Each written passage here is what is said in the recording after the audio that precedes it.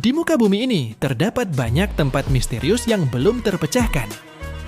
Salah satu di antaranya adalah Telaga Ainul Hayat. Telaga Ainul Hayat dikenal dengan mata air abadi. Dikisahkan, Telaga Ainul Hayat tercipta saat peristiwa penciptaan bumi. Saat itu, Allah Subhanahu wa Ta'ala menurunkan beberapa tetes air surga ke bumi. Tetesan air surga itu kemudian membentuk Telaga Ainul Hayat. Air Telaga Ainul Hayat itu sendiri dipercaya dapat menyembuhkan berbagai macam penyakit hingga membuat orang yang meminumnya dapat hidup abadi hingga hari kiamat. Konon, Nabi Khidir alaihissalam memiliki mukjizat di mana kematiannya ditangguhkan oleh Allah Subhanahu wa Ta'ala hingga hari kiamat. Ada perbedaan pendapat dari para ulama terkait mukjizat Nabi Khidir ini. Ada ulama yang mempercayai bahwa beliau masih hidup dan ada juga yang mengatakan sudah wafat. Para ulama yang berpendapat bahwa Nabi Khidir masih hidup meyakini bahwa umur panjang Nabi Khidir ini ada hubungannya dengan Telaga Ainul Hayat.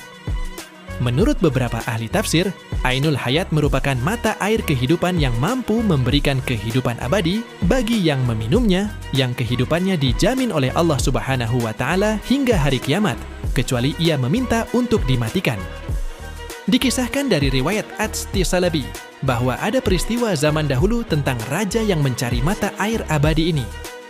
Raja tersebut adalah Zulkarnain, raja yang berkuasa dan sangat disegani oleh kawan dan masyarakatnya, hingga ditakuti oleh lawannya. Meskipun dikenal sebagai raja yang kuat, tidak membuatnya terlena dengan nafsu dunia. Sebaliknya, ia adalah sosok yang sangat taat kepada Allah Subhanahu wa Ta'ala. Suatu ketika, Raja Zulkarnain bertanya kepada malaikat pendampingnya bernama Rifail tentang adakah cara agar manusia bisa hidup abadi. Malaikat Rifail pun menceritakan tentang keberadaan Telaga Ainul Hayat yang mampu membuat peminumnya dapat hidup abadi. Mendengar hal tersebut, Raja Zulkarnain akhirnya membawa beberapa pasukan terbaiknya untuk menjelajah dan mencari tempat mata air Ainul Hayat. Hal tersebut ia lakukan bukan semata-mata untuk kepuasan nafsu duniawi, melainkan supaya ia bisa beribadah kepada Allah sampai hari kiamat tiba. Malaikat Rifail mengatakan bahwa letak Telaga Ainul Hayat berada di tempat tergelap bumi, sekaligus merupakan tempat terbitnya matahari. Dalam pencariannya, butuh 12 tahun untuk Raja Zulkarnain dan pasukannya untuk menemukan lokasi tempat terbitnya matahari tersebut. Kegelapan yang menyelimuti tempat tersebut tidak disebabkan karena kegelapan yang umum, melainkan kegelapan yang disebabkan oleh kumpulan kabut atau asap.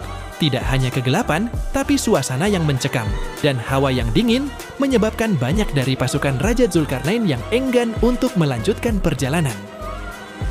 Menariknya, dalam kisah tersebut diceritakan bahwa Raja Zulkarnain bertemu dengan Nabi Khidir alaihissalam yang juga mencari keberadaan Telaga Ainul Hayat.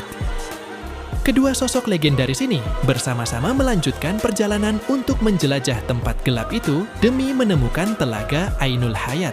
Dalam perjalanannya, Nabi Khidir dan Raja Zulkarnain berpisah karena Nabi Khidir mendapatkan bisikan yang mengarahkannya ke mata air tersebut. Meskipun mereka bersama-sama mencarinya, akan tetapi atas izin Allah Subhanahu wa Ta'ala, hanya Nabi Khidir alaihissalam saja yang berhasil mendapatkan lokasi Telaga Ainul Hayat. Setelah menemukan Telaga Ainul Hayat, Nabi Khidir kemudian bersegera meminum air dari telaga tersebut dan mandi di dalamnya. Nabi Khidir merasakan bahwa rasa dari air Telaga Ainul Hayat sangat manis, bahkan lebih manis dari segala madu di dunia. Setelah mandi, Nabi Khidir alaihissalam lantas kembali mengenakan pakaian dan segera menemui Raja Zulkarnain yang sempat berpisah. Dari kejadian tersebut, Raja Zulkarnain pun menyadari bahwa Allah Subhanahu wa Ta'ala lebih mengkehendaki Nabi Khidir alaihissalam untuk menemukan Telaga Ainul Hayat ketimbang dirinya.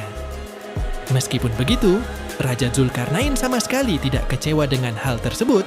Raja Zulkarnain justru semakin taat beribadah kepada Allah Subhanahu wa Ta'ala.